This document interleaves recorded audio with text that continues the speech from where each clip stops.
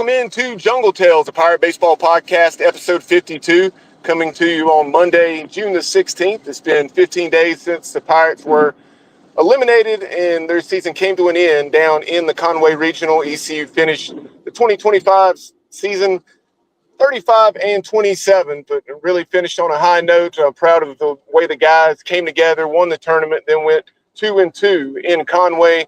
Before we dive into the Pirates' 2025 season, as well as take a look at what the 2026 roster is looking like, let me welcome in the guys. And John White, how are you? What are your thoughts on just the way the College World Series is going thus far? Hi, Bubba. Yeah, thank you for having me on. Yes, the College World Series has kind of played out as we thought it would.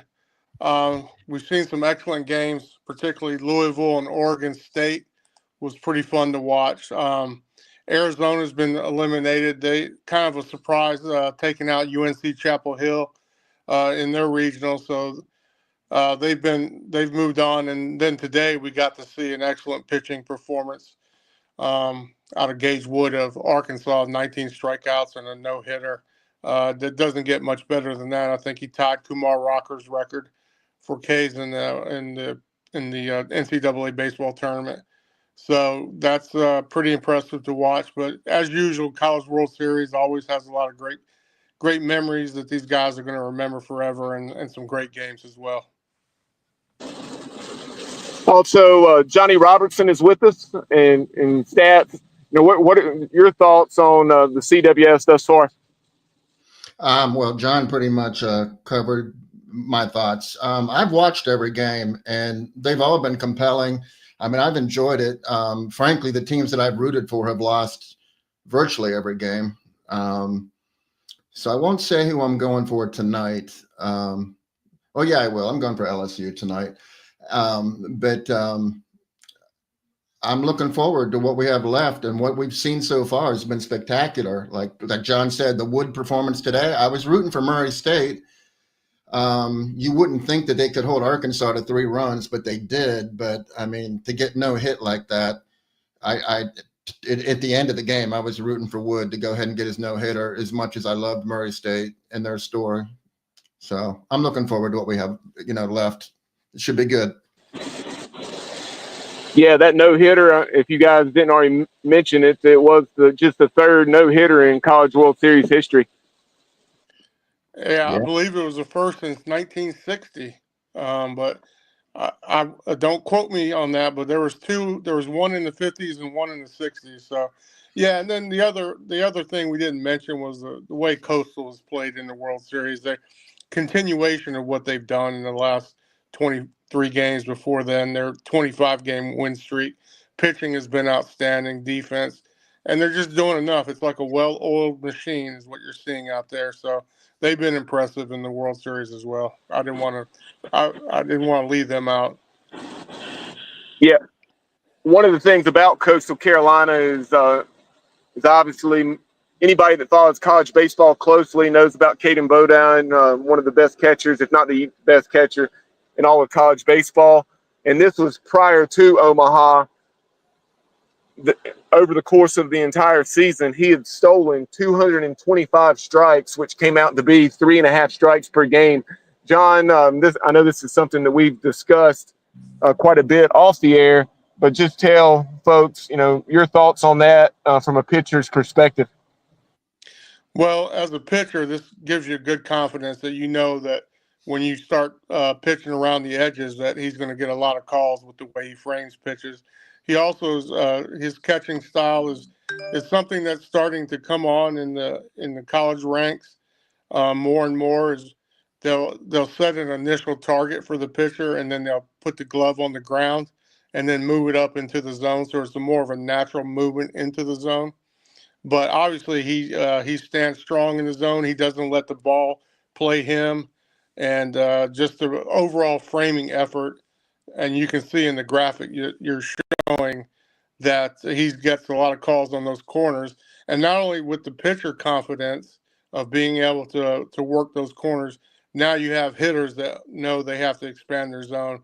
And a pitcher loves the fact that hitter has to expand the zone.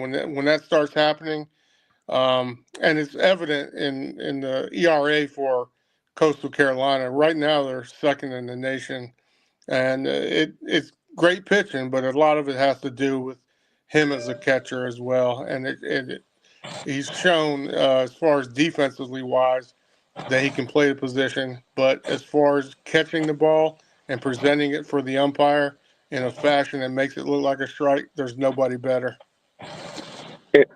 John, during your 3 years at East Carolina, you had the opportunity to pitch to one of the best catchers in East Carolina history, Tommy Eason. And but you, some of the things, down through the years, things evolve, thought processes change, and the way things are taught to receive the baseball. And that's something that I know you noticed with Caden Bodine. I don't think you touched on that. And forgive me if you did already. I did notice it the first game when we started playing them, and actually, my father had mentioned the fact that the catching style had changed a little bit with the glove up concepts. And the very next game, I watched Bodine catching, and he was doing that same thing. So I've kept an eye on that. But yes, over the years, it's evolved. I pitched to Tommy Easton, also pitched to Corey Short. One of Coach O's was very big on framing pitches, and he kept on practice with that constantly. And Tommy and Corey both were really good at it. Tommy was excellent as well. He when you delivered to Tommy, he was not going to let the ball move his glove outside of the zone, and he was going to frame it. Just a strong position to hold, and presented a good eye for the umpire. So it's always a good feeling when you got catchers behind the plate that are doing that for you.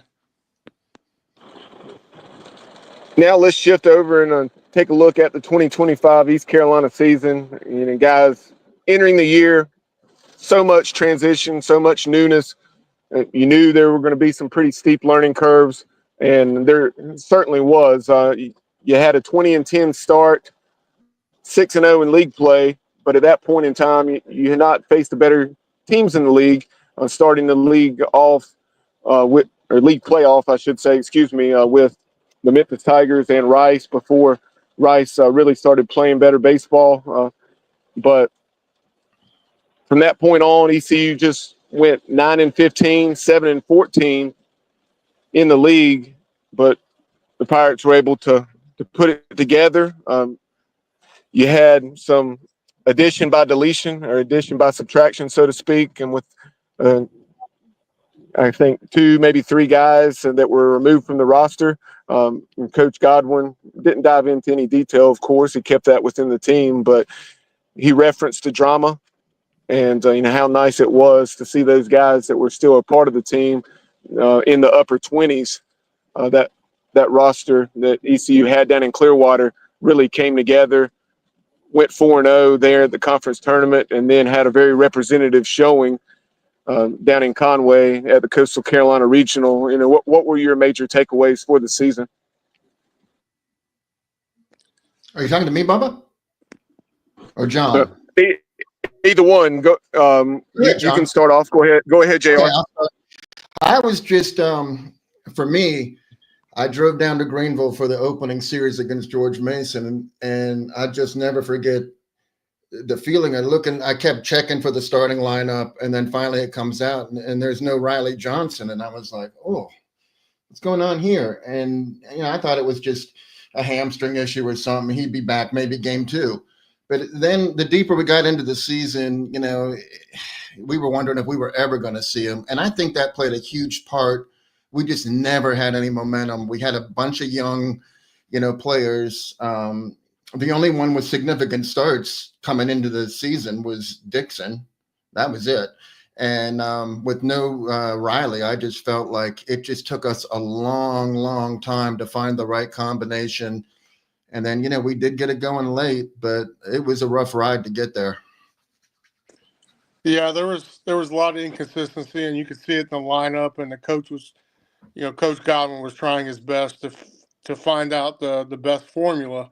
So there was a lot of changes that went through the season and up and down, trying to figure things out. But like you said, JR, when he when Riley came back to center field, and then we glued it up the middle a little bit. And I know that Boucher was taken out there a starting role towards the end of the year, but he obviously was spoken highly of. He became a team player there. He was there to give whatever was necessary in his role as a backup at that point. But the up middle play was exceptional. The team came together at the end. It was almost looking at two different teams over the course of the year. They were a lot cleaner on defense, and I've always said it. Defense. Once you start playing good defense, pitching confidence grows, and it just becomes something that every game you build upon, and it obviously showed. The last 2 weeks of the season was a lot different team, and I totally agree. I think Riley was a big part of that from a lot of perspectives. One, his defense was outstanding. Two, he's a senior leader. People look up to him, and he kind of got those guys turned around. At that point in the year, there's really no freshmen. They've had enough games at this level and enough experience where you can't really use that as an excuse. It was a young team for a long time, but we saw some great young men grow up, and we saw it from Burris and then Irby. Obviously, what a tremendous finish to the season. But it was exciting to see them come together and actually put a team on the field that could compete with anybody. We appreciate everyone tuning in. And if you're watching right now live, you're tuned in YouTube, Facebook. Obviously, you can also listen to the show archives. If you're wanting to go back and hear something again, you can do so on Spotify very easily to navigate, to skip through the parts of the show that you have already heard, or to find something that you wanted to listen to a second time. But let us hear from you throughout the show on YouTube and Facebook. You can also let us hear from you at Jungle Tales Pod on X and Instagram. And guys, prior to the season, I told one of our loyal listeners, Johnny Gardner, that going into it, my prediction was 35-21.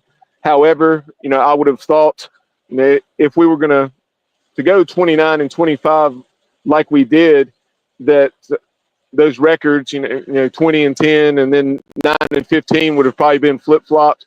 But when I said we'd win 35 regular season games, that was when we thought we were going to get Brett Antolik, Ryan Towers, and Riley Johnson back. We did get Riley back, fortunately, for 20 games or so, roughly playing a third of the season. But Ryan Towers and Brett Antolik, as anyone that follows the program closely knows, did not throw a pitch. Good news is that it looks as though they'll be back in 2026, but that remains to be seen. And let's hone in on Riley Johnson.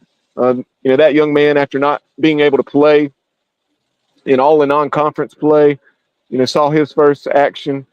I guess it was down there at Rice, and did some nice things that weekend. But still, for a few weeks, just battled one injury or another. But those final 2 or 3 weeks of the season, I think the final 2 weekends of the regular season, the conference tournament, and then, of course, the regional, Riley Johnson was just on fire. Yeah, and I think it would have been a different season had he been healthy all year. Obviously, the two pitchers was not something that was expected for them to be out all year. And going into the season, we thought we'd have a little bit more on the front end of the games, but coach had to work through that and figure a system out that worked, and it kind of came together there at the end. And I'll be remiss if I didn't mention the fact that Ethan Norby with his heck of a game against Coastal Carolina. JR reminded us of that earlier. 19 strikeouts against a team that's 2-0 in the World Series right now. And Ethan Young came in and struck out another 3, so we had 22 strikeouts that game. So that was pretty impressive. But coach had to work through a lot of injuries that were something that was not expected as going into the season. So it was a heck of a coaching job. A team came together at the right time. I've mentioned it before. You win the conference tournament, people get excited, and a lot of the stuff that happened during the year can be forgotten a little bit, and there's something to build upon for next year. One of the major takeaways that I had, guys, was in addition to that performance of Ethan Norby and Ethan Young against Coastal Carolina, striking out 22 batters, just remarkable to do that against anyone, especially a club like the Chanticleers that has won 25 straight. Definitely one of the better pitching performances that you'll ever see, not only for East Carolina, but just in college baseball history. But the performance of Colby Wallace. Seawall, fact check me on this, JR, but I think in 62 games, he committed what, 2 errors, 3 errors? Yeah, 2. At the hot corner. That's almost unheard of. But in that game that Ethan had 19 strikeouts, we won 7-0. Colby had 6 of the 7 RBIs, a grand slam and a 2-run homer. I think a 2-run homer in the 4th and a grand slam in the 5th. I mean, you can't ask for much more than that.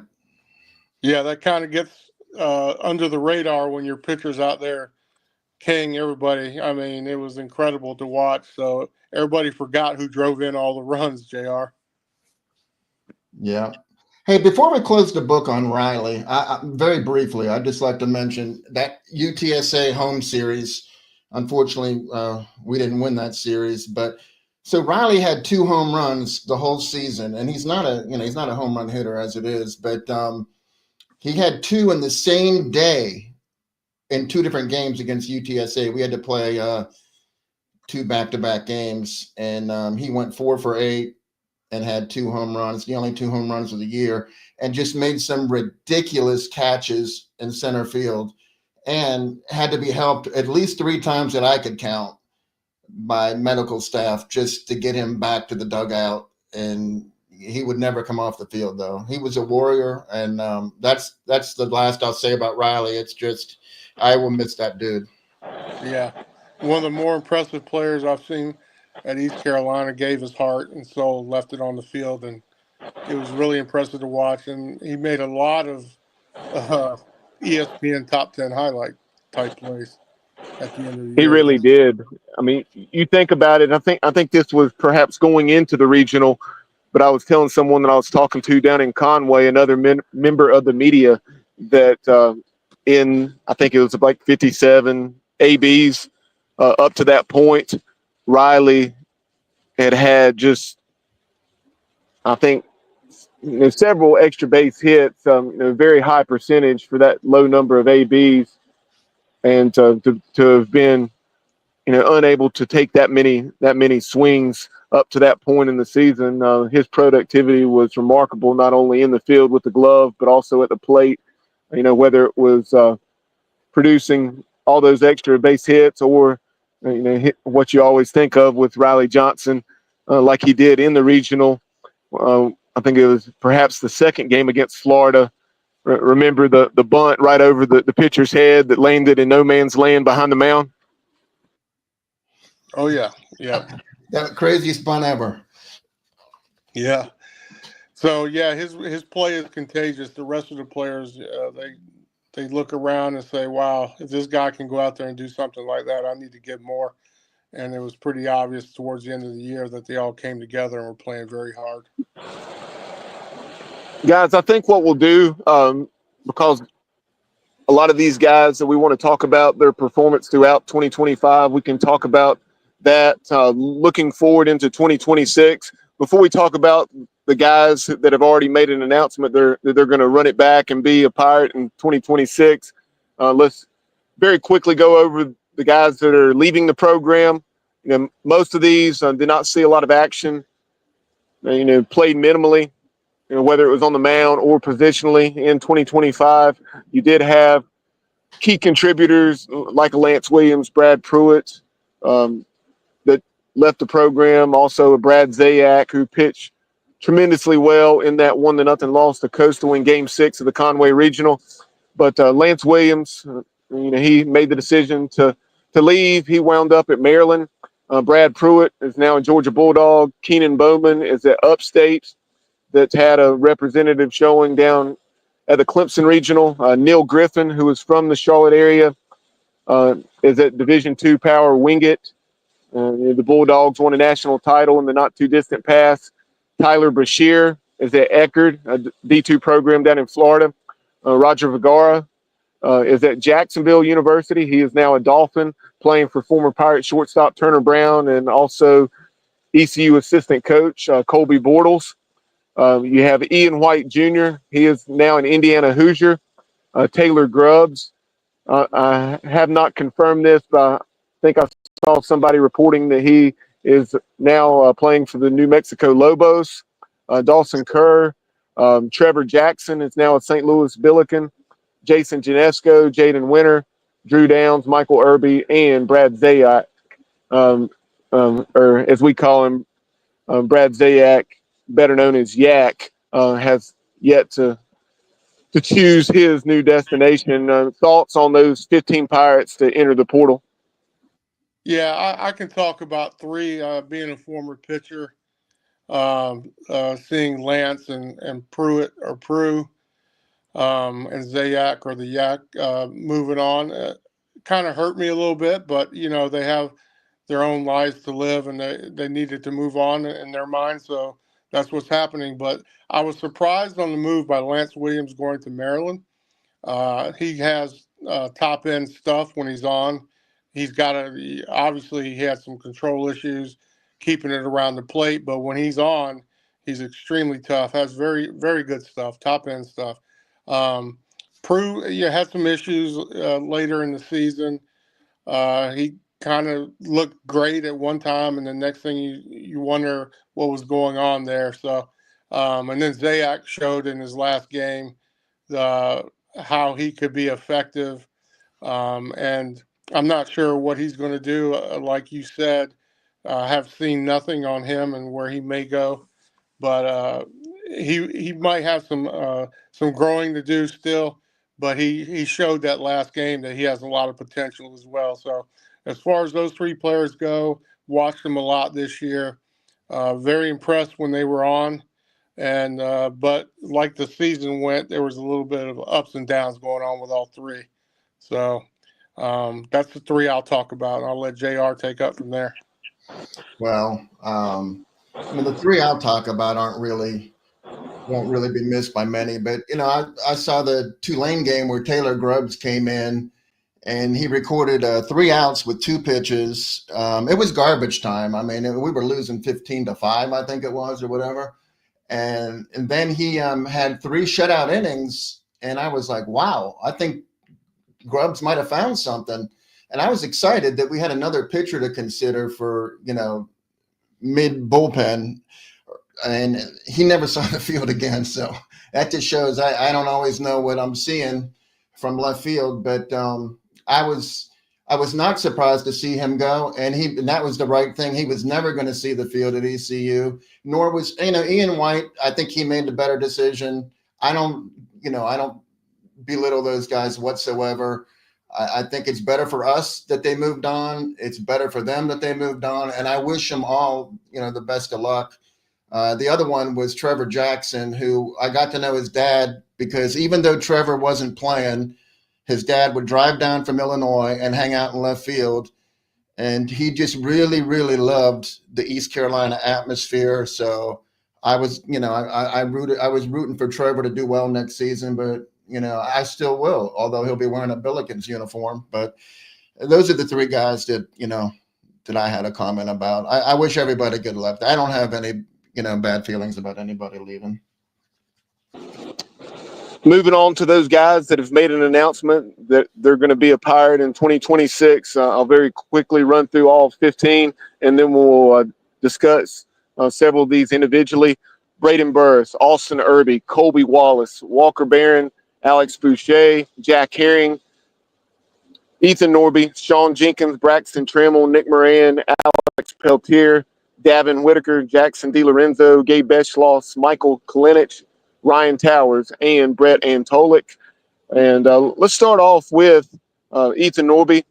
We talked about his 19 strikeout performance, a very solid year for Norbs, and did have 2 or 3 starts that were definitely not up to par by his high standards. But all in all, an excellent first year as primarily a Friday night guy and ace of this pitching staff. And he had suitors from the SEC, perhaps as much as about a third of $1 million, but he's getting 6 figures plus to come back and be a Pirate. Yeah, excellent season. I know he didn't expect that he would be the Friday starter. I think everybody thought he'd be the long reliever, but he stepped up to the plate and he showed what he can do. He's a bulldog on the mound. He works quick. Defenses love that. Offensive hitters hate that.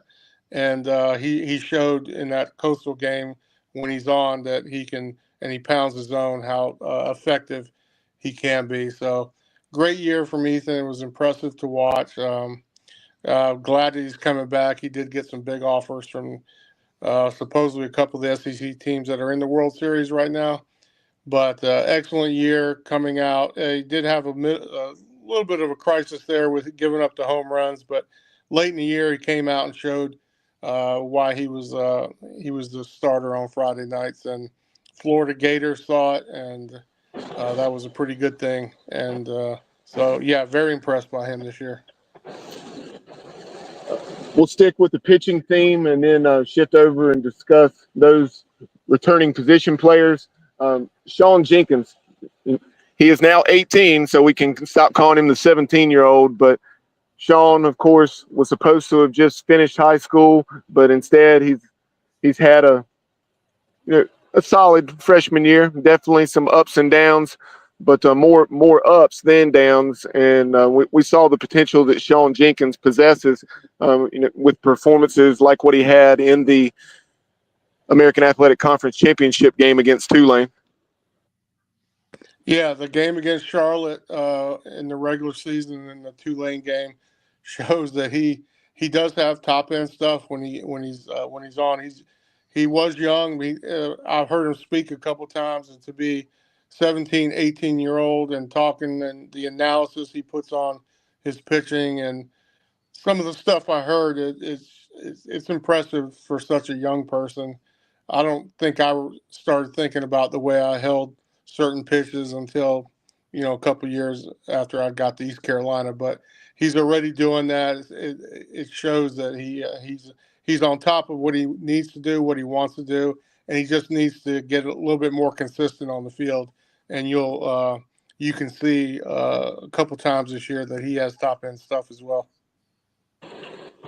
So in Norby and Jenkins, those are 2 guys that are undoubtedly, potential or definite, rotation pieces, depending on how things progress. Guys that you can count on in a variety of roles moving into 2026. Also back, you have Nick Moran, Jackson DiLorenzo, Gabe Beschloss, and then guys like Ryan Towers or Brett Antolik that have weekend potential. According to what we've heard, they've done it in the past. In Ryan Towers' case, Brett Antolik is someone that Austin Knight, AK, said that had he been healthy, he would have been penciled into a weekend role entering the 25 season. Thoughts on those 2 guys? Yeah, based on what's been told about them, they were expected to be in the rotation, and we're hoping that happens. We did lose some key pieces to the pitching staff this year, so it's hard to say this early on how it's going to play out. But when you lose the likes of Ethan Young and the 3 pitchers we talked about that transferred that you expected that could possibly jump into larger roles next year, it's tough. So those guys coming back going to be crucial. I'm not sure about all the transfers coming in yet, but as far as they go, what we were told, they should come in and contribute right away, and at least one of them be in a starting role, and then the other giving significant innings. So, Yeah, we'll certainly here in a few minutes after we talk about the returning guys, we'll talk about some of the pieces that the Pirates have added or maybe be adding here in the coming days and weeks, from the transfer portal, because there are definitely some quality arms that have already chosen to be a Pirate or maybe making that decision to wear the purple and gold here in the very near future. But positionally, let's start off with Braden Burris. In my mind, there was very little doubt that he would make that decision to choose to remain in Eastern North Carolina playing for the Pirates, and that is the case. Yeah. Go ahead. Braden, he ended up being the top hitting for batting average in the freshman in the nation. There was only 3 freshmen in the entire top 100 of batting average, and Braden was the number 1 freshman. And I didn't expect that out of him coming into the season, but he never really he started off fast. Might have had a little low here and there, but he was pretty steady all season, and on the base pass too. I mean, he's stealing some bases, and I think next season we're only going to see more of the base stealing and more of the same with his plate appearances. Yeah, and to put his season in a nutshell, I mean, if you looked at the first game against Florida, he comes up, he bunts and gets on. He's still second with an awesome slide. Picking his left hand up and getting on base, ends up scoring, and that was a big table setting performance in that first game that got us off to a great start, and then ultimately beating Florida Gators in the first game. And then the play that he made, that he didn't get the out, but he dove. I mean, those kind of plays just show you what you're going to get out of the young man. He's another one, and I view with him and Riley. And to me, it was a perfect picture of those two together. It was kind of a passing of the torch of sorts of one of the true Pirates that gave all, and now he's we have a new one coming on board, and he's a true Pirate for sure, being from Snow Hill, North Carolina. So it's pretty good feeling to know that you'll have him at second base or wherever he plays coming back next year. Yeah, Braden Burris, he really, in my estimation, embodies everything it means to be an East Carolina baseball player, especially in the Cliff Godwin era. Just a real blue collar guy, and you can tell he loves wearing the purple and gold. And what was it, JR? 389 with a 488 on base percentage, something like that. Yeah, you're pretty good, Bubba, because that's what it is. So, don't recall a lot of the numbers specifically, but that one stood out with it being such a stellar mark. And before we move on from Braden Burris, something else, Coach Godwin, guys, you recall there throughout the season, but especially late in the season when he made the decision to move Alex Boucher, out of the shortstop position, move Dixon Williams to short, Braden Burris to second. He said that his energy was infectious, and you really saw that over the final, I guess, about 11 games or so, or I guess eight games. Yeah, the defense took on a whole new outlook. The way they played, not as many. It just was a lot cleaner. Mental errors went away, physical errors as well, and just a lot different team there in the last few weeks. So whatever combination they came up with, it worked. So that was a good thing. And I know he tried all year long to find that combination, but he did eventually get it.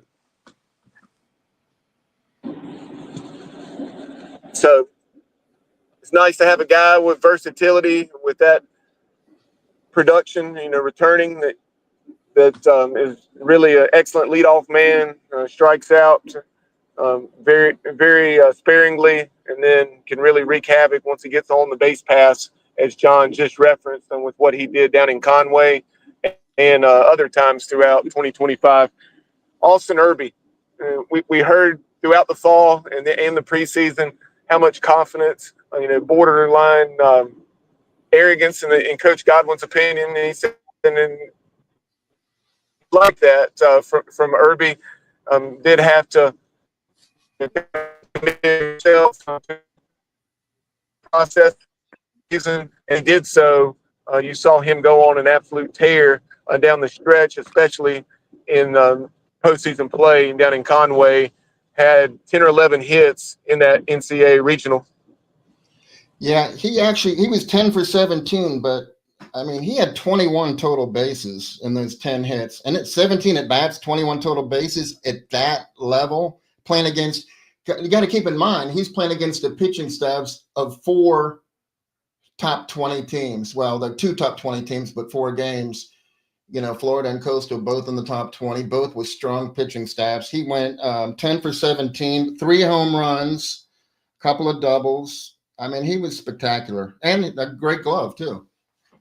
Yeah, he was not. You should not have been pitching to him. He was that hot, and That was one play that let me know that Coach Godwin knew that he was so hot. You had to let him swing the bat. Perfect bunt opportunity, and Coach Godwin let him swing away, and he delivered, and that's the reason why he was just that on fire. Glad he's coming back. I'm sure he got offers to leave, but he looks like the kind of guy, in my opinion, and I've told you guys this, that if he stays there at East Carolina, he could end up hitting 20 home runs. He's got that much power, and he did come into his own towards the end of the year and showed that if he gets on a heater, he really can deliver the total bases, which is slugging percentage, and that's what you want. We didn't have a lot of doubles this year, but we needed to pick that up next year, and he's going to be a key cog to that. So glad to have him back as well.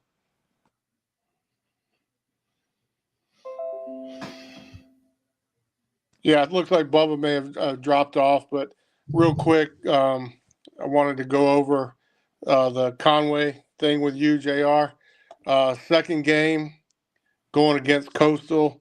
Things are looking good. If we could have won that game, we'd have been in the driver's seat. But 7th and 8th inning there, 6th, 7th, 8th, things got out of hand. But Jenkins and Ethan Young came in and did some good things there. So unfortunately, that happened, and we lost. And then we had to play Florida again in the third game and took them out, which was a good feeling after what the coach did down there and all the negativity around him. So it was good to take the Gators out that game. So it looks like 18, Bubba's back. I'm sorry. Sorry, Bubba. No problem. I was just going to say I appreciate you guys carrying on because some very severe thunderstorms here in the greater Charlotte area. So go ahead, carry on, JR. Okay, I was just saying, 18-7. You look at a box score and you're like, wow. Yeah, they weren't even in that game. But like John said, they were in that game. And, I mean, they batted 342 overall for that game, 444 from leadoff. I mean, they did everything right. They had, I think, 5 2-out RBIs, if I'm remembering correctly, at least 4. The only thing that we didn't do well at all the whole tournament was get productivity from the cleanup spot. We were 1 for 17 with 10 strikeouts. So, I mean, that was an issue in that game because the cleanup spot came up a lot of times with runners on base. And, that I think that was a huge contributing factor to why we didn't win at least one of those Coastal games. Yeah. Yeah. And then, after beating Florida, which was great, we had to play them Coastal again. And then that was a 1-0 game and heck of a game there. And that's where we saw Zayak's potential, and Sean Jenkins as well came in. So yeah, it was a good series, a good end to the year. So I'll let Bubba get back on track here. No problem. Our next topic. Bringing it back to Austin Urban. Can you guys hear me okay? Yep. Yeah, I can hear you. Okay. There was just a pause there where I think it sounded like you guys were waiting for me to speak, so yeah, bringing it back to Austin Irby with that tear that he went on, as JR mentioned, 10 for 17 in the regional with 5 of those 10 hits going for extra bases, including 3 home runs, showcasing power to both sides of the field. Not surprisingly, SEC teams came after Austin. reportedly Arkansas and LSU, and Austin has made the decision to remain a Pirate, which is awesome news. Yeah. I was worried about him, to be honest. Yeah, I was too there. After he went on that tear, I was thinking, oh, Lord, here come the SEC schools. Hey, before we close out on the Gators and the regionals, that was the first time that an East Carolina men's team has beaten a Gators men's team in any sport. And we did it twice in 3 days, or they did it twice in 3 days. So, I mean, that's something to, hopefully we're starting a new trend. Yeah, and it was a tough Gators team. They come in. Yeah, we were. Go, John. No, I was going to say it's a tough Gators team. They came into that tournament very hot. A lot of people, including Vegas, had Gators as the prohibitive favorite to win that regional in Conway.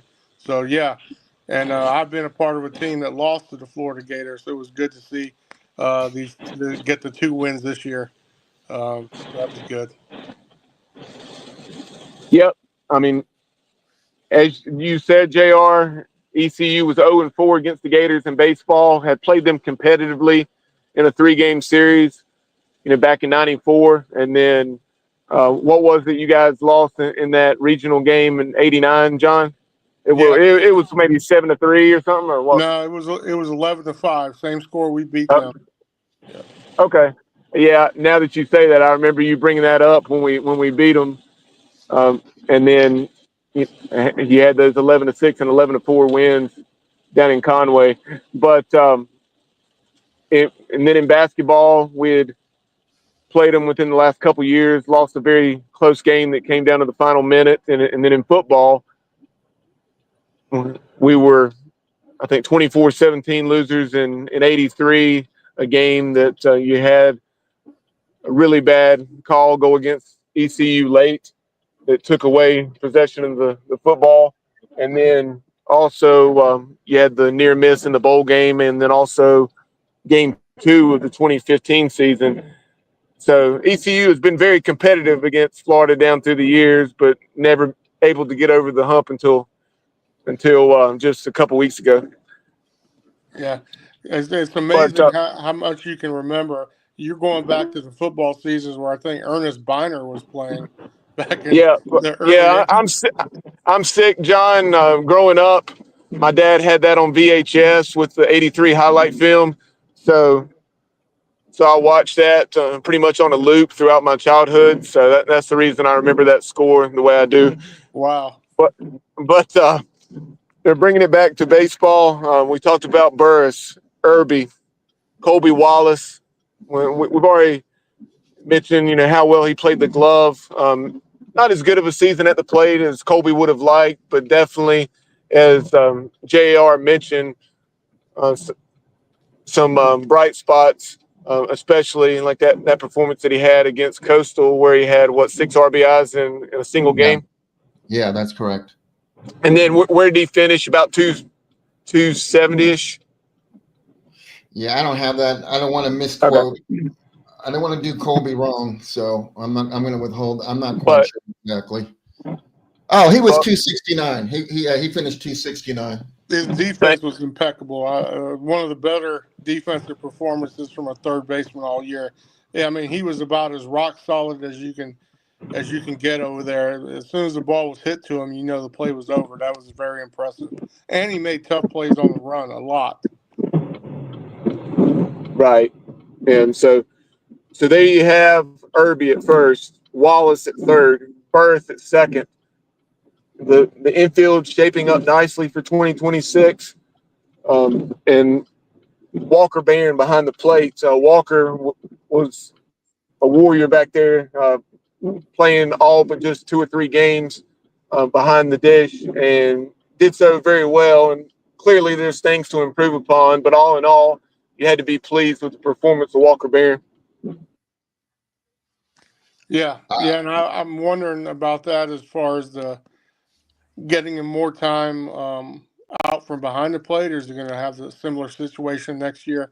But I've always played on teams with Coach O where he had 2 catchers, and even when Tommy was playing, Tommy didn't catch every game of the weekend. He caught 2 of the 3, DH the other one. So it'd be nice because you could see they might have been a little bit tired there at the end, but who knows? But it'll be interesting to see at the catcher position how that's handled next year. Of course, Alex Boucher played the majority of the season at shortstop. Alex will be back, but you would assume. I mean, the good news is we know that he makes some plays there. Clearly, did not do so with the consistency that we would have liked.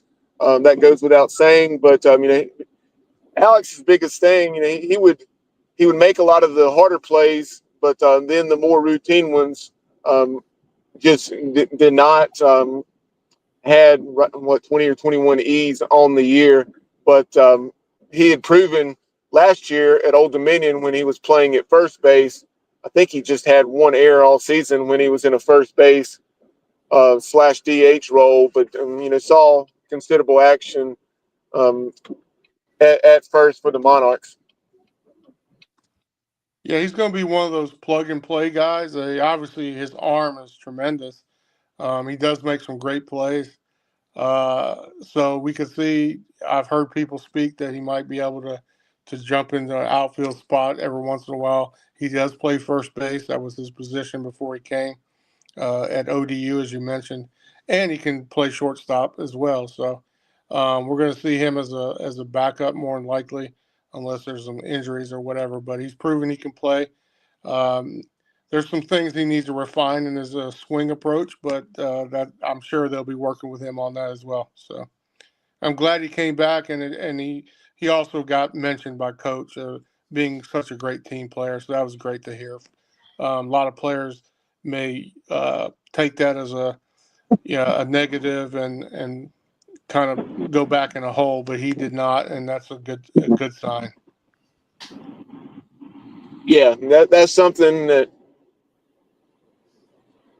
I had noticed, whether it's in Clearwater or down in Conway, the body language of Alex Boucher, and as you mentioned, and Coach Godwin referenced this, how well he had taken that move, because when you've been pretty much an everyday starter for 3 years as a 2-year starter at Old Dominion, and then this year at East Carolina at shortstop back in his hometown, that was definitely a tremendous amount of adversity for Alex, but he handled it very well, and epitomized a true team player from everything we could tell from the outside looking in.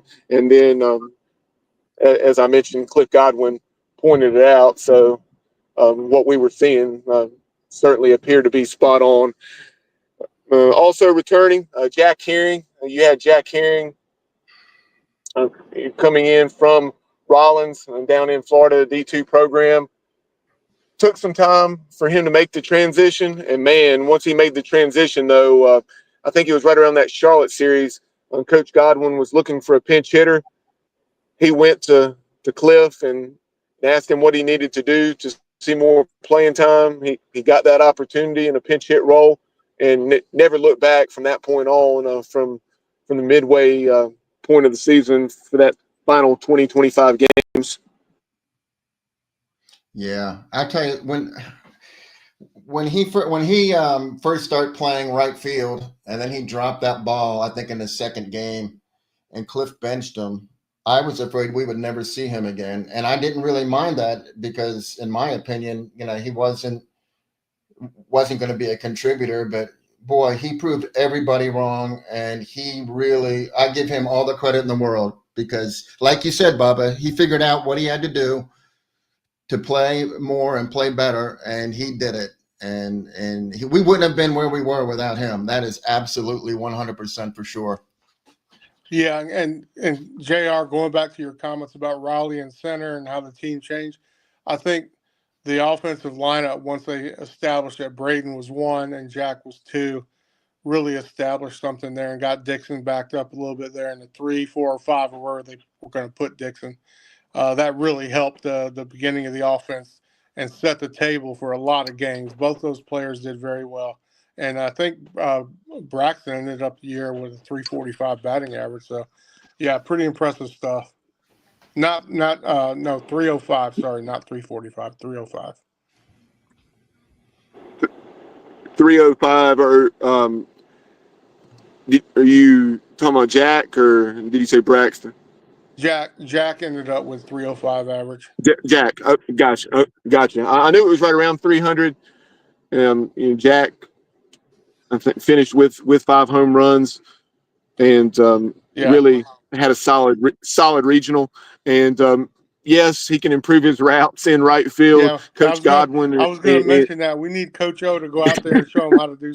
Uh, oh, yeah, Coach O got was to definitely improve the route. Got to improve the routes, Johnny. yes, Coach O was But definitely big on the route tree, route running. That was one thing that I saw him work with the outfielders a lot on. And yeah, Jack did have that one play that JR mentioned, and there was a couple other out there that looked like a little bit of a struggle, but he gets someone to work with him, he'll improve on that. But as far as the offensive side of the house, helping set the table, tremendous job, as JR said. Very impressed. definitely a serviceable right fielder, and steadily improving. Hopefully going into next year. But Cliff Godwin kind of laughed and said, it was even funnier with Bryant Packard, a student assistant coach. But he compared him to Pack as an outfielder. Not great, but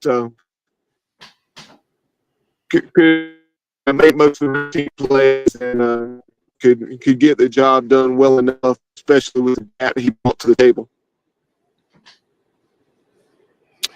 So Braxton Trammell. Braxton unfortunately saw his season come to an end in that Charlotte series. He was playing third base, going to his left, and he and Alex Boucher collided, and he had some shoulder surgery, and was turned, but he was really hitting his stride. When he went down with injury, and the future is extremely bright for Braxton Trammell. I could see him having a real breakout 2026. Yeah, he was leading the AAC in home runs when he went out. He had 4 in conference play already, and I think that was only the 7th game, and he never finished it. But in any event, yeah, he was hitting the ball really well when that happened. Yeah, like you said, it'll be exciting to see what he brings to the table. He obviously has a lot of talent, so he's kind of the guy that we don't talk about a lot. That he's going to be there next year, and it's going to be fun to watch. Absolutely. Peltier, Alex starting here as starting center fielder with Rob Johnson out on a tear offensively. Been really strong, particularly the bat. In the middle part of the season, started to have more success as he did early on in the 2 or 3 weeks of the season. And in Conway Regional, he's probably playing his best baseball since he had done so back in February and early March. Yeah, you were breaking up there a little bit, Bubba, but were you speaking of Alex Peltier? I'm sorry. Yeah, I think he was talking about Alex playing center field. Yeah. So defensively wise, Alex was pretty awesome there. Track balls down. He might have had one play that he wishes he could get back, but it is is what it is. But offensively, he'll get better. He did show some signs there at the end of the year, and he's doing what he needed to do, advanced runners, and got some timely and key hits for us. So, yeah, excited to see what he might be able to advance and get better next year. What's your thoughts on him, JR? Well, you can add him to a long list of players that got benched and then came back on a tear. Not that he came back on a tear, he didn't, but he did come back as a better hitter, striking out less. And the other ones, I mean, people forget Braden Burris was benched for a couple games. Austin Irby got benched for one game. Jack Herring got benched after he dropped that ball in right field. Obviously, Alex Boucher got benched. I mean, everyone gets benched sooner or later, but it's how you respond. And I thought all of them actually, but AP definitely picked it up a little bit. When he got the opportunity to be out there, he tried to make the most of it. Didn't make a lot of errors. Can you guys hear me now? Perfect.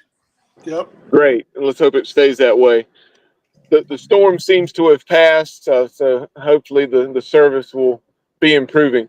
But yeah, what I was trying to say about Alex Peltier there in the Conway Regional, he was playing the best baseball defensively and at the plate that he had played since February and early March when he was on such a tear. He had a RBI double against the Gators in one of those games, and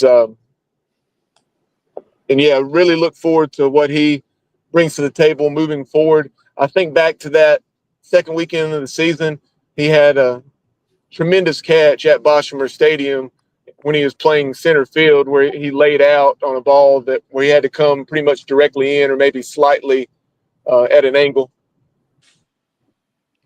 Yeah, he definitely showed he can track balls down. I saw it in the Charlotte series as well, but yeah, that one was pretty impressive. So defensively, he showed what he can do getting around the outfield. So, and then at the end of the year, he showed signs of becoming a better offensive player as well. So good signs all around.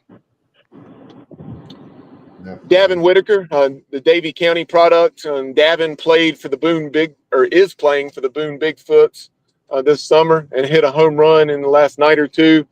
And Davin is a guy that has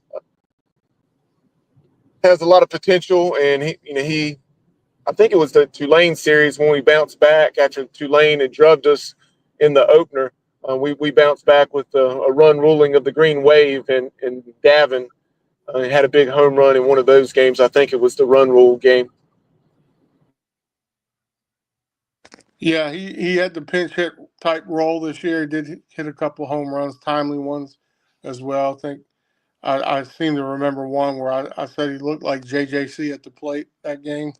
But yeah, so I hope he has a great summer and comes back and can provide some offensive help to the team. Behind the plate, in addition to Walker Barron, you have Michael Kalinich returning. He played a decent amount early on. His playing time became a little more sparse as the season wore along, but showed some nice things early. Definitely did not lack for confidence. So we joked about the head bobbing, but I recall a big RBI double that he had off the wall at Boshemer Stadium on weekend 2. Yeah, he didn't have. Go ahead, JR. Sorry. No. You go ahead, John. No, I was just saying he didn't have a lot of innings behind the plate, so I didn't quite get a good grasp on everything as far as that goes. As far as the hitting goes, yeah, he's a little bit sporadic, but yeah, big hit there. So still more to come for my eyes when it comes to him, but he's coming back, so he's coming back as a backup catcher, and we'll see if he gets more time behind the plate. Yeah, I was going to say he was a remarkable pinch hitter. And you consider, I think it was Memphis and the second Tulane game. He had just one at bat in both those games. They were both pinch hit home runs. So, maybe he likes that role. But yeah, I think that, John, you were right earlier. We need him behind the plate a few games to give Walker a break. Yeah, the pinch hit role, the Rusty Staub of East Carolina is that we're looking at. But yeah, all joking aside, yes, we do need to get a little bit more innings behind the plate to help Barron out. So, hey, we're talking about Kalinich. I apologize. That stat I gave out was for Davin Whitaker. I'm one guy behind on that. So Davin is the pinch hitter that hit the home run against Memphis in the second game. Yeah. Oh, so that's our Rusty Staub. Gotcha. All right. Yeah. Guys, that pretty much does it for the returning players. A couple points that I wanted to make about the returning pitchers because I was having technical difficulties and got kicked out of the studio at the time, and that is with Nick Moran and then also Gabe Beschloss. Nick Moran was clearly a proven arm coming in from Liberty, battled some real adversity personally that we won't dive into, but something that would have absolutely rocked anyone's world. And he had some very good performances and then some pretty immense struggles at times. But he's a guy that has a lot of experience. He's a left-handed arm, and very excited to see that he was returning. And then also Gabe Beschloss definitely struggled, as many Pirate pitchers, especially the younger ones, did with their command this year. But in spots, you saw what Gabe can be if he hones in that command.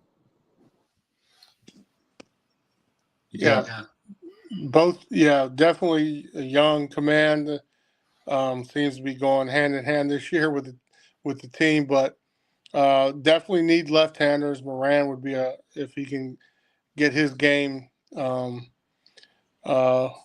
and then playing it at our field with the way the right field porch is, as many left-handers as you can that are effective. The more the better. So welcome anybody that can throw with their left hand and be effective. Bubba, before we wrap up, who's coming back? I'd just like to throw this out there. This season, pitching wise, we only returned 156 innings of pitching returned for 2025. Next year, we'll have 236 innings of pitching returning, that's like a 51% increase or whatever. And as far as position players, all we had returning for the first couple months of the season, I'm not including Riley because we didn't have him, was Dixon, who started 60 games, and Colby, who started 16. And now we're going to have 405 starts returning. We're going to have 8 players that have started 18 games or more. Last year we had 1, Dixon. So I mean, the expectations should be high, and I'm really looking forward to what we have, and we don't even know what we're going to add to that yet. So I'm really excited about what's coming in, and we did a great job this season with what we had to work with, I thought. Speaking of what's coming in, we talked about those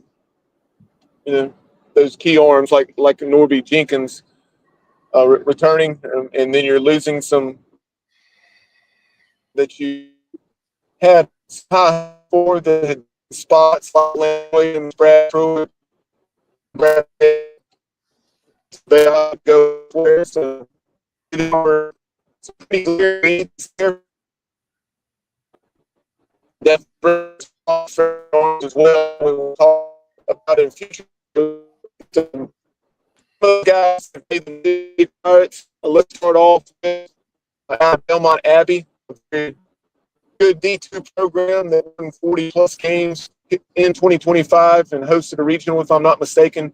And Thomas Paxton over the last couple years has pitched in at least 50, maybe 60 games and had very good results. Seems as though, if I'm recalling correctly, he's at least 6'2", maybe taller, and gets it up there, 90, 94, maybe even touches 95. What have you heard, JR? Because I know you had some numbers on Thomas Paxton. No, I don't really. I do know that he works fast. He's like Ethan Norby. He likes to get the ball and get rid of it. So I'm liking that. It's working for Ethan. Hopefully it'll work for him. Well, it has been working for him. But no, I'm happy to. I'm looking forward to watching him.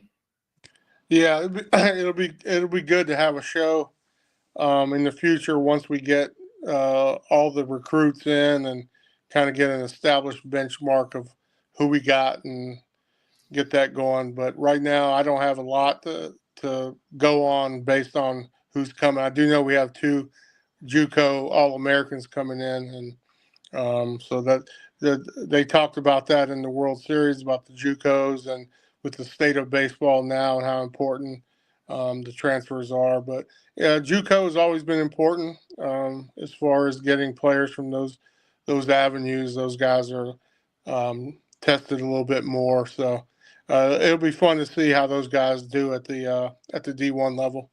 Yeah. Hey, with Paxton, one more thing about him. He's not going to be a starter. I would think he would be a back end reliever, which we're going to need.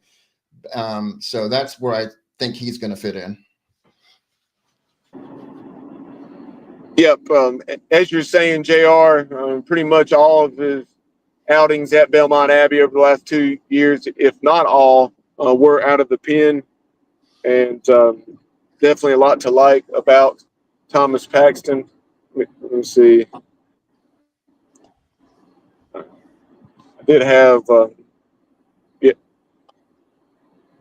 some information about Thomas Paxton. We'll get to it in a future show. There we go. 39 and 2/3 appearances this year. 3-2 with a 2.50 ERA. Notched 9 saves, 36 Ks, and 18 walks. So you would like to see that number get a little bit better, but not bad at all there. 2-to-1 ratio. Opponents hitting just 203 against him. And he is a Charlotte area product from Cuthbertson High School. And, I was accurate in what my recall was regarding his height, 6'3", and 3 years of eligibility remaining. And another note that I had forgotten is that he's playing for Bryant Packard, who's an assistant coach with the Wilmington Sharks in the Coastal Plain League.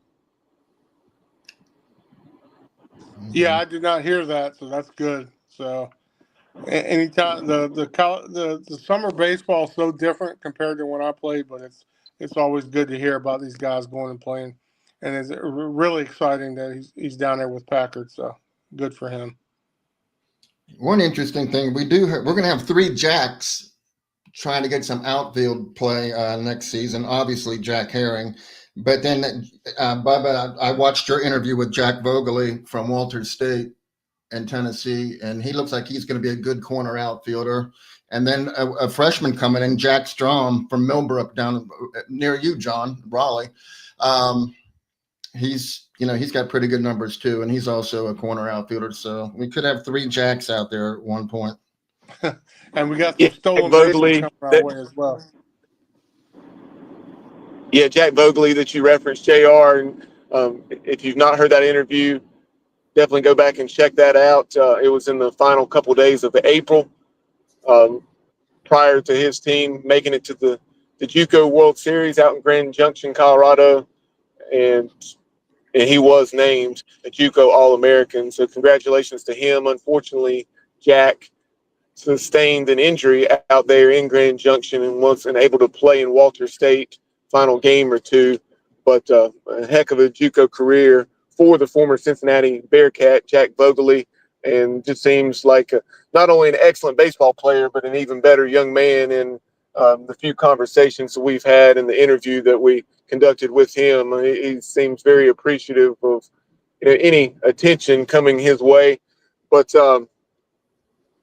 and made no bones about how excited he is to play at Clark LeClaire Stadium and be a Pirate, because he had the chance to see that when he was with the Cincinnati Bearcats in the American Athletic Conference. And Joseph Webb, that's another portal arm from Liberty, had an excellent year. And he's a guy, he can throw from multiple arm slots. Ethan Young was a former teammate of his at Catawba Valley Community College, and really helped us getting in and develop that relationship with Joseph Webb, and very excited about him becoming a Pirate. He can, like I think I mentioned, throw from multiple arm slots. So kind of like a Danny Bill in that regard. Sometimes his delivery will remind you of Ethan Young, and then at other times it will be more Danny Bill or almost Ryder Giles like. Yeah, he's got some big shoes to fill, being a teammate of Ethan Young. But yeah, so if he can come in and assist the team like Ethan did, obviously Ethan is one of the top talents in college baseball as far as the way he throws, his arsenal, etc. But it's hard to live up to that, so I'm not trying to throw him under the bus there. But if he can come in and do some things like Ethan did, wow, we definitely will have a prize there. So glad to have him. And I was going to go back to your to what JR said. The interview with the kid out of Cincinnati, excellent interview. I Yeah, Jack suggest, Bogley. yeah, Jack. I suggest anybody that hasn't watched it, go watch it. The kid sounds amazing. So really good interview, and I was glad to watch. I watched it the day you did it, so it was pretty cool. Yeah, I appreciate that, and definitely worth 20 minutes of your time to check that conversation out. Um, on the position player side, from the transfer portal in the Division II ranks, from Millersville, D2 Power this year, I think they won something like 45 games, maybe 45-10, but 5'10", 165. Not sure on the pronunciation with his name, but it's Jeff, and then I believe it's Sabater, or it's either Sabater or Sabater, depending on how Americanized it is. But he's a left-handed bat, I believe a right-handed arm. But from the little bit of video that I've seen and heard folks talking about, Jeff, he is Lane Hoover like as far as the way he swings the bat and gets on base. And get this, guys, over the last 2 seasons at Millersville, like I mentioned, a top D2 program, he has stolen 96 bases. We'll take that.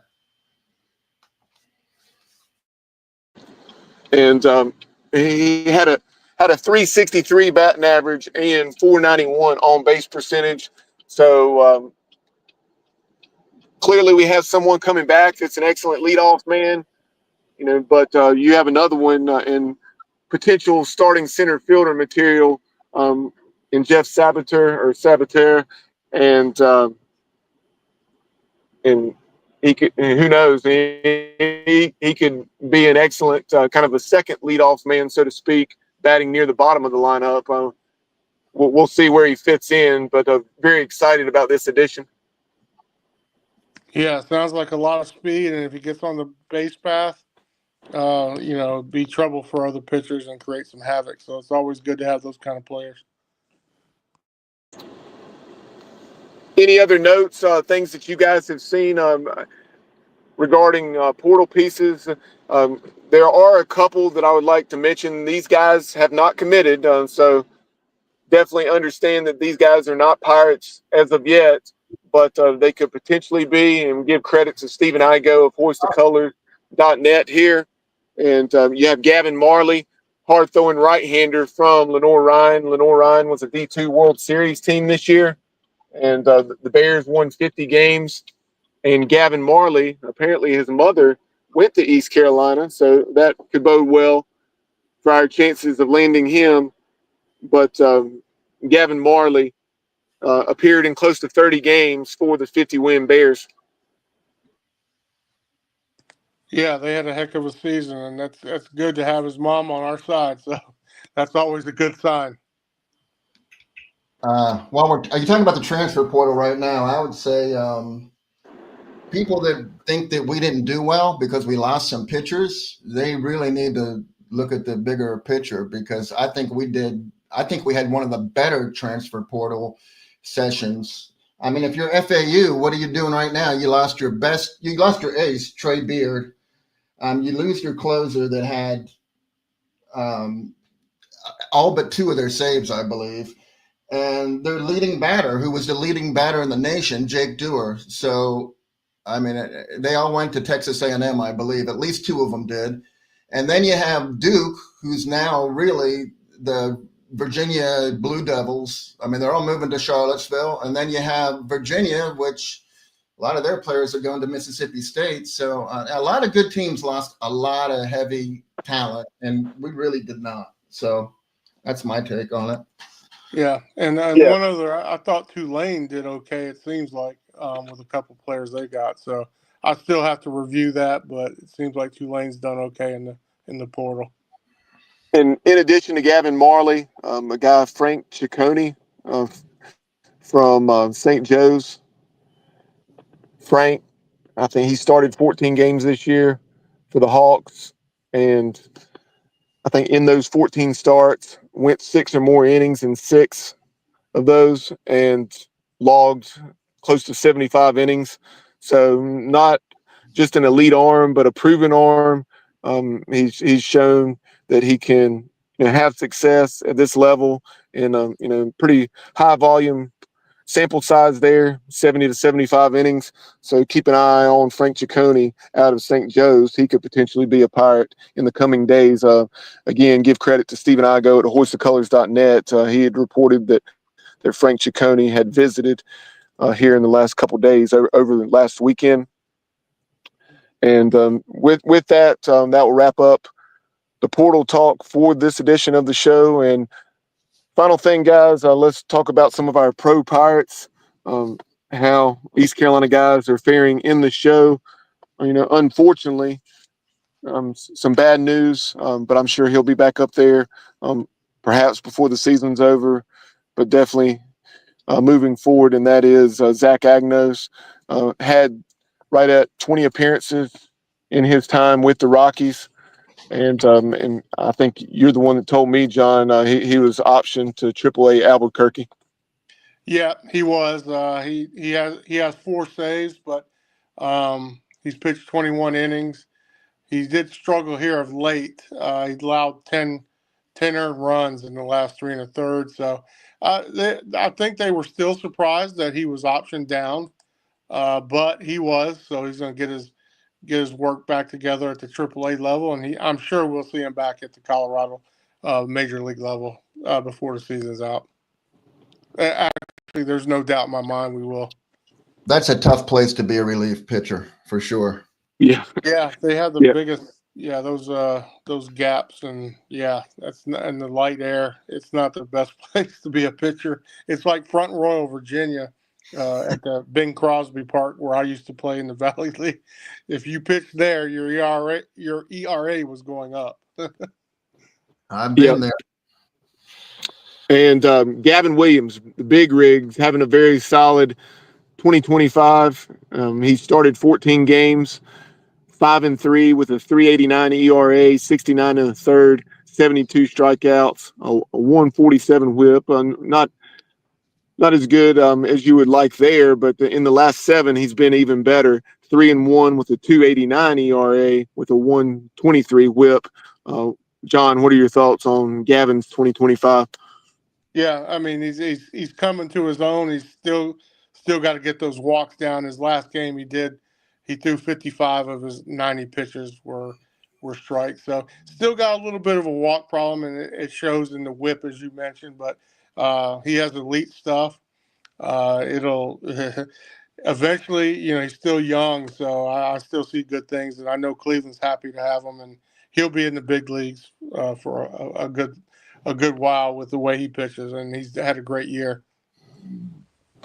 Jeff Hoffman with the Blue Jays, 31 appearances, 5-2, with 5.70 ERA. Being used in the role that Hoff is, that ERA, once you have a few bad outings like Hoff did a few weeks back, that can, definitely be misleading. But 30 innings pitched, 43 Ks, 17 saves for the Blue Jays closer. Yeah, 17 saves and 5 wins against 2 losses. So Yeah. he's one of the better relievers in the game, and he's right now. I'm sure Philadelphia would like to have him back, but yeah, Toronto's reaping the rewards of him. He had 2 outings that have caused his ERA to be 5.70. But other than that, he's excellent K rate. So doesn't have a lot of walks. So great year, really good year. One of the better ones for the Pirates and the pros. Speaking of the Phillies liking to have Jeff Hoffman on the roster, Jeff and the Blue Jays went to Citizens Bank Ballpark here in the last few days, and Hoff got a nice ovation from the Phillies fans. Yeah, he did, and yeah, and then also another thing that I forgot to bring up was one of the saves he got last week. He came in, or he came in, and the last out he had to get Burley out, and he got Burley to ground out. So little ECU connection going on there on his last save. Nice segue there, John. Speaking of Alec Burleson, he has been on a tear in the month of June. And I know you can provide those June numbers here in just a moment. But for the season, Burley, of last check, as of a day or two ago, he was hitting 298 with 5 bombs and 21 runs batted in. What are those June numbers? Yeah, he's hitting 357, and over his last 7 games, I don't have him for the whole. He hadn't hit a lot of home runs here recently, but he's knocking in runs. He's getting on base, and he's doing what he can do. And everybody knows when he's on a roll, he can hit, and he's one of the better hitters. And they've plugged him in more. He was getting sit down a little bit, but now they've started putting him in there more regularly as his batting averages over the course of the month has really been on a tear, as you said. So 357 over the last 7 games, and you can't keep his bat out of lineup when he's hitting this good. Sean Armstrong. Sean, of course, never pitched for Cliff Godwin, but he's had an excellent professional career in the last several years in the big leagues, and he's appeared in 28 games this year for the Texas Rangers. And the former Tampa Bay Ray, um, you noted here recently, has taken on an opener role a time or two. Yeah, that's another thing. They're wondering if he can do that going forward. There's been some pitchers that have done that very well for other teams in the last couple of years, couple World Series teams. But yeah, the fact that he can go out there and give you 3 innings to start the game off with his K rate, and his he doesn't give up a lot of walks, or he definitely doesn't give up a lot of hits. So he's got great stuff, and it'll be interesting to see where they put him. But if he can take on that opener role, which teams tend to use once a week these days, that would be interesting to see if he excels in that position. Yep, in 28 appearances, Sean Armstrong's 2-1 with the ERA of an even 3, 30 innings pitched, 34 Ks, and at least a save or few to his credit.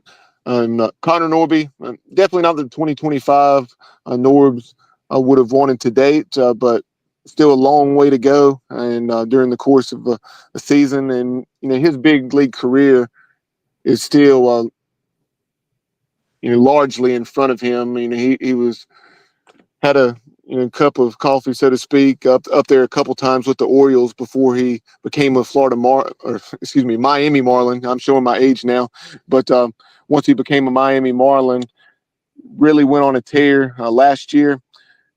This year, I think 247 with 3 bombs, 18 runs batted in, 5 stolen bases, and they just actually played. You had Clayton McCullough and then Ethan Norby, a couple Pirates there, playing against the Washington Nationals. And you have Sam Nairn as the pitching coordinator in that Nationals organization. Yeah, the Nationals are. Yeah, Sam is my brother-in-law's boss. My brother-in-law Justin Lord is a pitching coach in the Nationals organization, and that's who he reports to. So, yeah, another one of the great Nairns of Eastern North Carolina, in Sam. And yeah, when I hear his name or any of the Nairns' name, it always reminds me when I played with Barry, one of the better shortstops in ECU history. So, yep, pretty cool stuff. Now down on the farm, Carson Wisenhunt with the AAA Sacramento River Cats, 13 appearances, 6-4 with a 3.93 ERA, 73 and a third already this year for Carson. And I know you saw some of the numbers here recently. He's really pitched well of late. Yeah, I'm sorry. Who was that again? I lost you there for Carson a minute. Wisenhunt with the Oh AAA yeah, Sacramento River Cats in the San Francisco Giants organization. yeah. So Carson's kind of changed up a little bit. He's got a little bit more of the starting role in him, which is a different mentality for when you have to come in as a reliever, when you can just go all out. So his K rate has dropped a little bit, but his walk, hits, innings pitched, aka WHIP, has improved, and ERA is much better. So he's pitching more like a starting pitcher, and that's going to be required. San Francisco just lost a couple arms in a big trade with Boston, so I'm still trying to figure out where Wizenhunt or the Wiz is in the pecking order of being called up. But it's a matter of time for him. He's got great stuff. He's got one of the, if not the best changeup in minor league baseball. It's really cool to see when he throws that thing, how hitters get so off balance. Or it's just amazing. But anyway, I can see him being up this year, and I know their manager at the big league levels already talked about him on a couple shows and said it's a matter of time. The rest of these guys down on the farm, so to speak, in the minor leagues, hopefully on their way to the show, I'll run through these. And then if you have any thoughts on any of these that I mentioned, please chime in afterwards. But Carter Spivey with the Double-A Akron Rubber Ducks, 15 appearances, 2-1 with a 4.21 ERA. 29 Ks in 36 and a third innings pitched. Trey Savage. Trey continues to move up the ranks. Started the year with Dunedin down in Florida with low A ball, then became a Vancouver Canadian in the high A ranks, and now is with Double-A New Hampshire with the Fisher Cats. Has had one start thus far.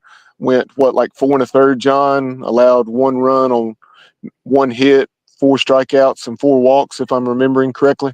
Yeah, pretty solid outing. He did the walks. So this is something I talked about with someone else. As he moves into the Double-A, these hitters become they're a lot different. They're a lot more patient. You're starting to see guys that are getting ready for Triple-A and the show, really. And they're going to be a lot more patient. So you're going to see a little bit more walks. He's going to have to get closer to the zone. But he has the stuff that he can pitch in the zone and still get out. So that's the good thing about Trey. So what you'll see is the K rate's going to come down a little bit. His walks, as he gets used to Double-A hitters, is going to go up a little bit. But once he starts getting comfortable and realizes that his stuff is that good that he can get those outs up there, that'll start happening. I mean, it's a matter of time for him. It might not be this year, obviously, but we're looking at a 2026 Trey being in Toronto. Also in the Blue Jays organization, Carter Cunningham started the year with Dunedin, as did Trey Savage, and became a Vancouver Canadian. For the year, Carter's struggled, and he's hitting just a little below 200, but has really had a pretty solid month of June, which is great to see. He's hit safely in 7 out of the Canadians' 10 games and a couple of bombs. So hopefully Carter Cunningham is on his way to getting it going there in Vancouver.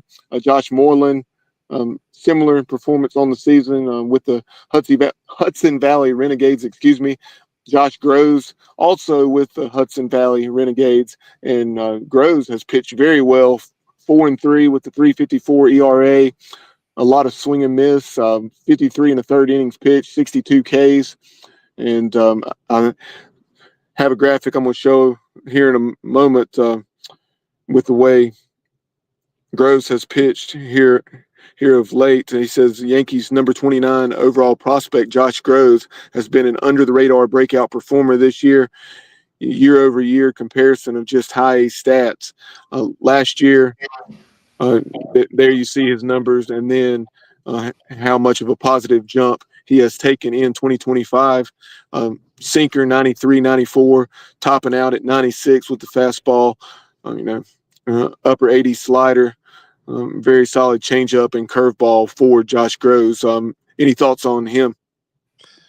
Yeah, and as I told you and JR, I've started to pick up watching Josh and keeping up with him a little bit. But that K rate is definitely went up, and not sure the reason why, if he's added another pitch to his arsenal. But with 93, 94, top end 96, yeah.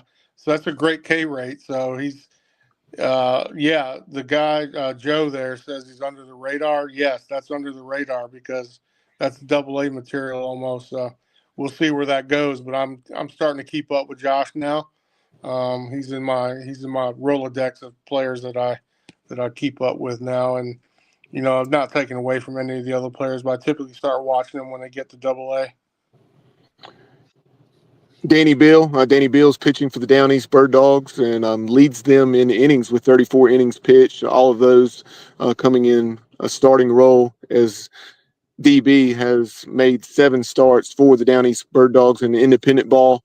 Tyler Brott, who was a 1-year guy after transferring in from VMI, he is with the Peoria Chiefs. High A ball for the Cardinals, 17 appearances, 1-3 with a very solid 3.81 ERA and 30 strikeouts and 28 and a third. Ryan McChrystal has been on an absolute tear in the month of June for the Daytona Tortugas for the year. Ryan is batting 283 with 4 bombs and 31 ribbies. And here of late in June, he is 11 of 25 with 6 hits and 6 runs batted in here in the last 2 or 3 games. So great to see from Ryan McChrystal and the Tortugas, are the A-ball affiliate of the Cincinnati Reds.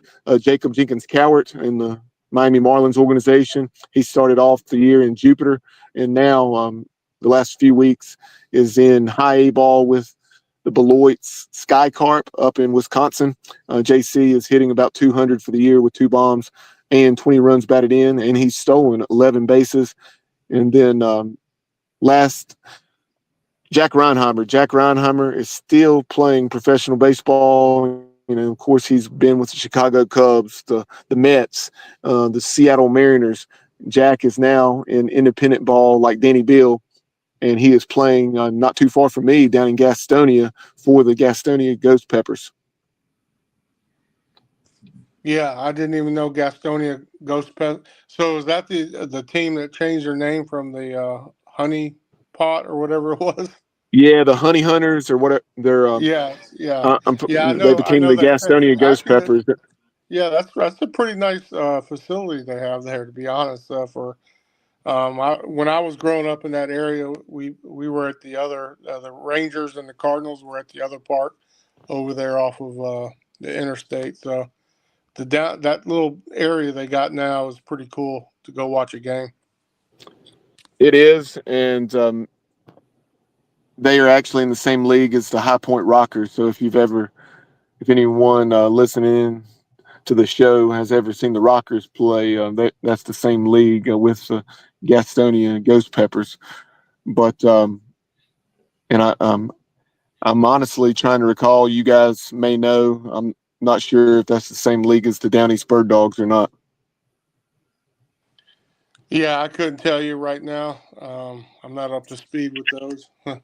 Maybe But Jr. before we wrap up this edition of the show, Johnny Gardner chiming in, reminding me definitely not forgetting about Blade Carver, the very talented 13 JUCO All-American catcher. I mean, he's actually a former teammate of Brad Pruitt, but definitely seems as though Blade Carver is still going to be a Pirate, even though Brad Pruitt opted to continue his career as a Georgia Bulldog. But adding another guy to that room with Walker Barron and Michael Kalinich. Again, 3rd-team All-American in Blade Carver. And we're going to have Blade Carver on the show here in the next few days, at least the next week or so. So look forward to that conversation with him. Definitely check that out if you miss it live. But guys, I look forward to that real quick, and I'm gonna give you a live update. UCLA went up 3-0 in the top of the first. LSU has came back and now up 4-3 in the bottom of the first after a 3-run bomb by Jared Jones. So, that's going to be a high-scoring game, it looks like. Against a UCLA team that has really pitched and played defense well in the postseason. We have not talked about how I would have lost a lot of money if you'd have told me that they were only going to allow 2 runs against UTSA, and those 2 runs came in the first or second inning of Game 1 of that Super Regional, and then they just shut the Roadrunners down, and then obviously performed very well in their first game in Omaha. but appears as though this may be a different game tonight. Yeah, and I'll take that same road. I was unexpected to me, but I watched them the first game. I've heard about their defense. I watched their defense. It's pretty awesome to watch. And right now, there's no defense that can keep the ball in the yard. But so the pitching has been excellent. So we'll see. This is a 4-3 game in the bottom of the first. So this will be an interesting one to see how it turns out. Something I know we've discussed off the air, guys, and that is the legendary George Whitfield, who's a part of Keith LeClair's staff, and then also around the ECU program at other times. Um, Always supporting the Pirates and always supporting ECU, as you see there in Omaha behind home plate. Talked to Coach Witt for a few minutes the other day, and he's agreed to come on Jungle Tales. So we'll have that conversation for you this summer. When you don't have as much content, but we'll catch up with Coach Witt as well as several other former Pirates. Be it guys that are currently still playing or otherwise to reflect on their ECU careers as well as what they're up to now. So that will be a lot of fun. Yeah, and to see Coach out there is not surprising. He always seems to find his way to a ballpark, and like you said, legendary. And when he talks, everybody listens. He was around East Carolina when I was there, and whenever he came on the field or him and Coach O were talking, uh, everybody listened. A lot of respect, and just a legendary figure in Eastern North Carolina baseball. A few other ECU baseball nuggets before we wrap up this show very quickly. I think I mentioned about how Braden Burris and then also Austin Irby were named freshman All-American.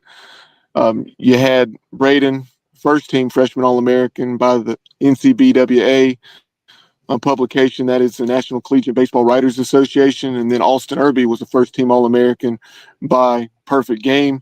And then also, I think Braden was perhaps, or no, it's actually Ethan Norby.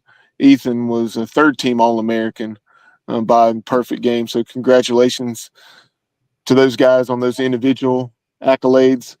And then, guys, we failed to mention the staff changes. Coach Godwin electing to go in a new direction as far as the hitting coach, parting ways with his former player from Ole Miss and the hitting coach over the last couple seasons, Henry Lartigue. And then kind of a mutual decision, give credit here to Stephen Igo reporting this regarding Eddie Losner, a long-time high school coach in Eastern North Carolina, has been at least 4 or 5 different Eastern North Carolina high schools, including Kinston and then also Northern Nash. He and Cliff mutually agreeing to part ways. Coach Lowe's had certainly been a part of the program, back in the Keith LeClair days. And then in the 2025 season. But we'll see how the Pirates fill those positions. And word is, per D1 Baseball as well as Stephen Igo, that Jake Gotro, D1 Baseball's assistant coach of the year about 5 years ago, during his successful stint with the Mississippi State Bulldogs, the former Tulane All-American, is apparently waiting to see if that Tulane job may come open, as Jay Ullman is apparently in the running for one or more head jobs out on the West Coast. But if that doesn't happen, he could very well be the Pirates' next hitting coach. That remains to be seen. Yeah, we could have a a whole show on the coaching changes in the NCAA.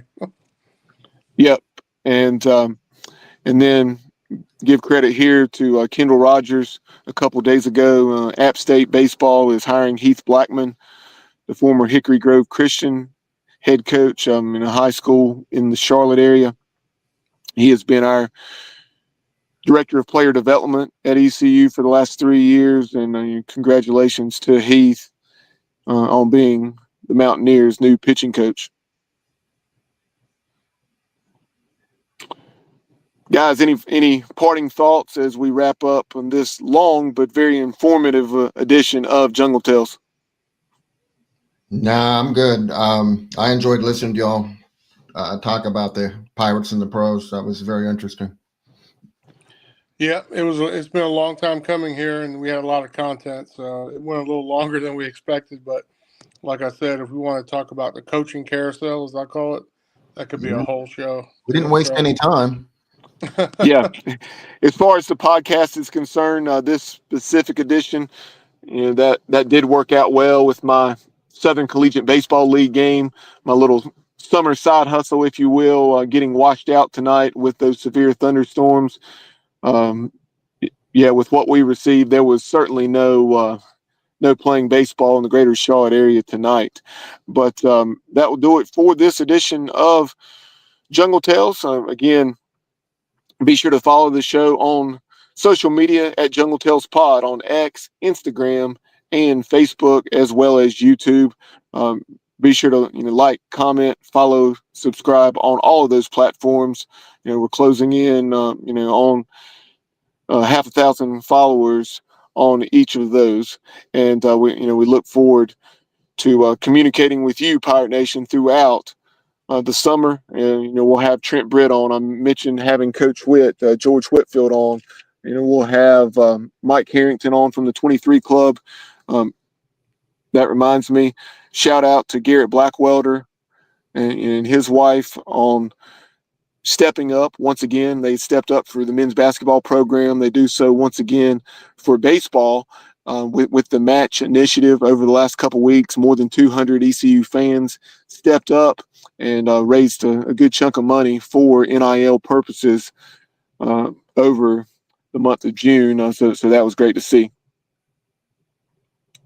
But if you support ECU baseball, if you're an East Carolina baseball season ticket holder and you love the Pirates, you really need to consider giving as your situation allows to the 23 Club. Again, 23club.org, supporting ECU baseball through NIL.